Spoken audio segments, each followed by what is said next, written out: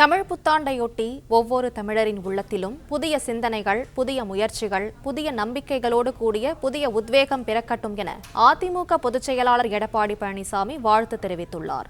மேலும் விவரங்களை செய்தியாளர் பிரகாஷ் வழங்க கேட்கலாம். பிரகாஷ், விவரங்களை சொல்லுங்க.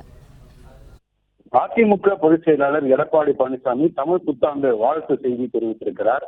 புதிய சாதனைகள் பலவற்றை படைத்து புதிய வெற்றிகளை பெற்று வழிமறிக்கும் தடைகளை எல்லாம் தகர்த்து அமைதியான வாழ்வை பெறுவோம், வளமான தமிழ்நாட்டை படைத்திடுவோம் என இந்த புத்தாண்டில் நாம் அனைவரும் ஒன்றிணைந்து உறுதியேற்போம் என்று தன்னுடைய வாழ்த்து செய்தியில் எடப்பாடி பழனிசாமி தெரிவித்திருக்கிறார். தமிழ் புத்தாண்டில் அடியெடுத்து வைக்கும் ஒவ்வொரு தமிழரின் உள்ளத்திலும் புதிய சிந்தனைகள், புதிய முயற்சிகள், புதிய நம்பிக்கையோடு கூடிய புதிய உத்வேகம் பிறக்கட்டும் என்று தெரிவித்திருக்கிறார்.